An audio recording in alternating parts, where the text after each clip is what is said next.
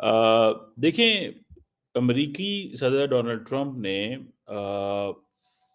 जनाब पॉल कपूर को south Asian envoy deploy कर दिया है कि प्रेसिडेंट ट्रंप जो हैं वो इंडिया पे बड़े मेहरबान हैं। उन्होंने अभी F-35 लड़ाका तैयारे देने का ऐलान किया है और ये अमेरिका अपने बहुत करीबी दोस्तों को देता है। और फिर मुबैना तौर पे जो मुंबई हमलों के इल्ज़ाम में वहाँ गिरफ्तार पाकिस्तानी हैं उसको इंडिया के हवाले करने का ऐलान किया।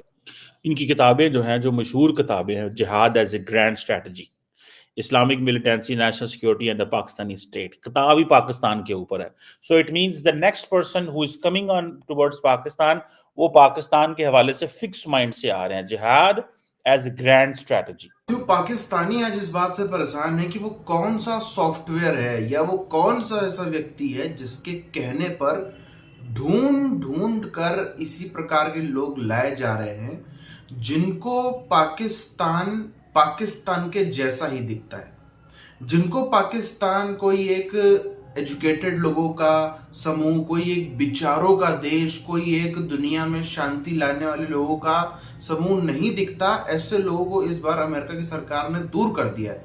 इस बार ऐसे लोग ढूंढे जा रहे हैं जो उनको बिल्कुल पाकिस्तान वैसा ही दिखता है जैसा वो है। लंबे समय तक अमेरिका खुद भी इस भ्रम में जीता रहा कि नहीं, ये तो हमारा दोस्त है। जब लादेन का पता चला उसके बाद से चीजें बदलनी चालू हुई, जो कि अब जाकर के अपने पीक पर आ चुकी हैं। यहाँ से वापस पाकिस्तान को कुछ अच्छा हो जाए होने नहीं वाला। डोनाल्ड लू की जगह जो ये पॉल कपूर साहब आए हैं, अब पाकिस्तान को हाथ गिड़गिड़ाने पड़ेंगे किसी के लिए तो वो इन्हीं के आगे गिड़गिड़ाने पड़ेंगे। देखें, अमेरिकी सदर डोनाल्ड ट्रंप ने जनाब पॉल कपूर को साउथ एशियन एनवॉय डिप्लॉय कर दिया है, अपॉइंट कर दिया, नॉट डिप्लॉय कर दिया। तो वो जारी बात है कि अमेरिका जो है वो कहते हैं भारत पे मेहरबान हो गया। अच्छा, अब ये जो पॉल कपूर हैं ये पाकिस्तान के हवाले से बड़े सख्त ख्यालात रखते हैं। डोनाल्ड लू तो चले गए, जो कभी पाकिस्तान नहीं आते थे जब इमरान खान ने उनको किया। अभी वो जाते थे बांग्लादेश, इंडिया जाते थे। अब जो डोनाल्ड लू की जगह पे शख्सियत आए हैं स्टेट डिपार्टमेंट में, जो जारी बात है स्टेट उनको देख रहे होंगे। इनकी किताबें जो हैं, जो मशहूर किताबें हैं, jihad as a grand strategy, Islamic militancy, national security and the Pakistani state, किताब ही पाकिस्तान के ऊपर है।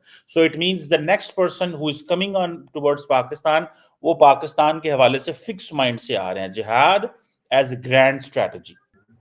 फिर एक बुक है, India Pakistan and the bomb, debating nuclear stability in South Asia, Columbia University ने ये छापी है बुक। फिर इन्होंने एक को एडिटर है कि the challenges of the nuclear security, US and Indian perspectives, ये 2024 में उन्होंने छापी है।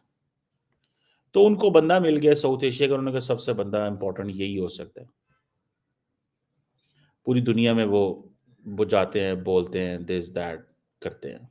ऐसे लोगों को जानता हूं जो अमेरिका के अंदर मौजूद हैं और पॉल कपूर से ज्यादा तजर्बा रखते हैं। हमारे दोस्त हैं बहुत सारे, मैंने उनके पॉडकास्ट भी किए हुए हैं। मैंने अभी रिसेंटली एक शख्स का पॉडकास्ट किया, तो वो बड़े तगड़े, उनकी बहुत हाई प्रोफाइल वो है, बुक्स है। लेकिन वो जारी बात है, इन्होंने जो किताबें लिखी हैं और उन्होंने जो किताबें लिखी हैं थोड़ा डिफरेंस है।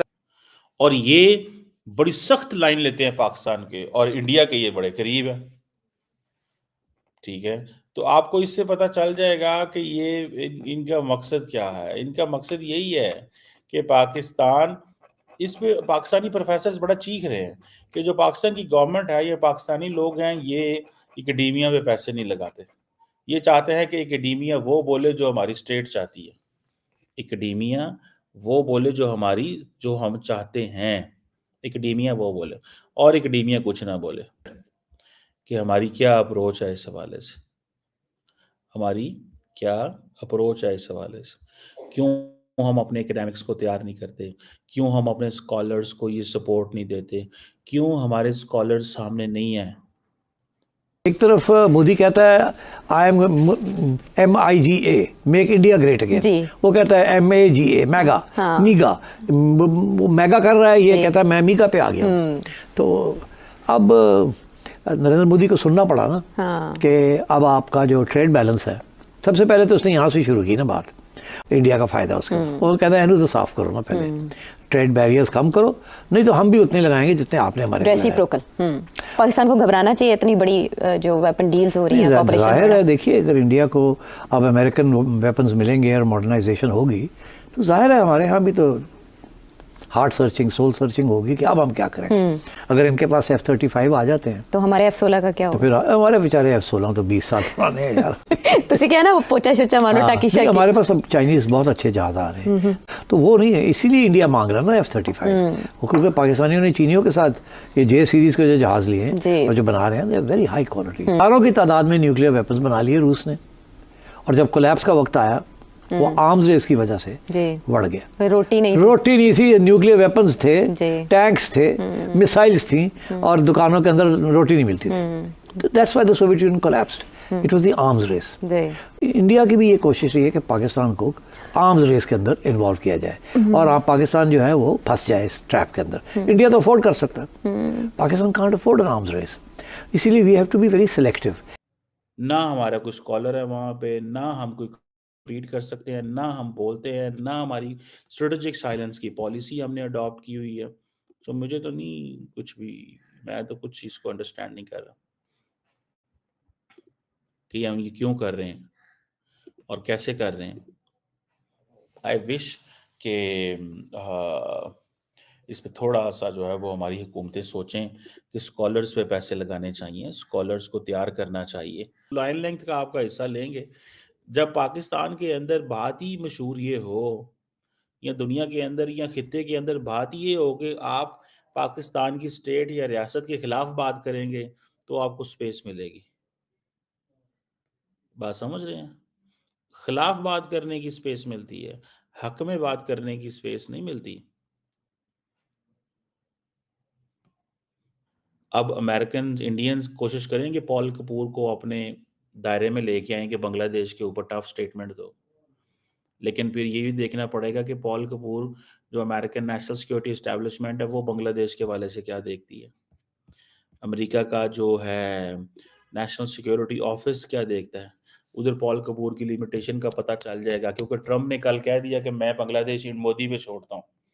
मोदी पे छोड़ने का मतलब ये है कि मैं पॉल कपूर को वो जैसे कहेंगे ना कि एक इंडिया उसके साथ वो कंफर्ट जोन सारी बातें एस्टैब्लिश करता है, हमेशा करेगा। लेकिन याद रखिए कि अमेरिकन जो फॉरेन पॉलिसी है वो बड़ी डिफरेंट है, ठीक है जी। वो अमेरिकन फॉरेन पॉलिसी इंडिया के इंटरेस्ट को कैटर करने के लिए नहीं है।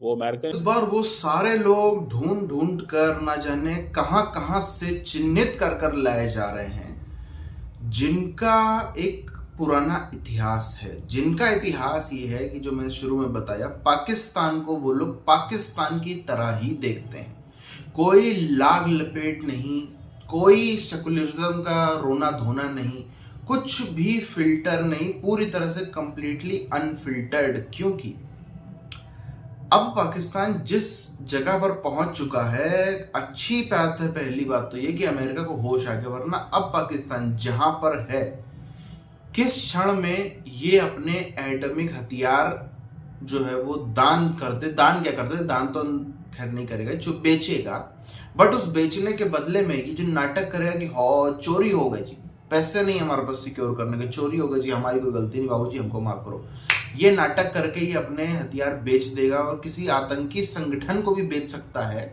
सिर्फ थोड़े से लालच में। जैसे आपको भी खबर आई होगी ना, आपने सुनी होगी, मैंने उस वीडियो डाला था कि दाऊद इब्राहिम के नारकोटिक्स के व्यापार में हिस्सा लेने के चक्कर में उनको एडीजी की पोस्ट जो है वो दी गई है ISI में। इसकी खबरें जो है वो सामने आ रही हैं। अब दूसरी तरफ आप ये देखो कि बांग्लादेश में इसने जिहाद फैलाया, बांग्लादेश के अंदर ये माइनॉरिटी को कुचल रहा है, ये वहाँ के बिहारी मुसलमानों को भी कुचल रहा है, ये वहाँ के जो शिया हैं उनको भी झेलना पड़ रहा है, अवामी लीग से जुड़े हुए जो मुसलमान हैं उनको भी झेलना पड़ रहा है। सिर्फ आप जो है वो आप सुन्नी भी हो, आप बंगाली बोलने वाले भी हो, आप जो है वो अवामी लीग के खिलाफ भी हों, तभी आपको अच्छा मुसलमान माना जाएगा। अदरवाइज बाकी सारे पैरामीटर में आपको मुसलमान नहीं माना जाएगा। बस वही हालत किया जाएगा जो काफिरों के संग किया जा रहा है। दूसरी तरफ क्या हो रहा है? दूसरी तरफ ये स्थिति बनती जा रही है कि पाकिस्तान अब इतनी ज्यादा उस जगह पर पहुंच चुका है कि ये अपना दीन, ईमान और न जाने क्या क्या कब बेच दे, जो कि दुनिया के लिए असली में थ्रेट हो जाएगा। ये रशिया, यूक्रेन, चीन, ताइवान खत्म, कुछ नहीं है उसके आगे जितना बड़ा थ्रेट पाकिस्तान बन सकता है पूरी दुनिया के लिए। इसलिए बहुत जरूरी है आज पूरा एकदम सांप को कुचल डाला जाना।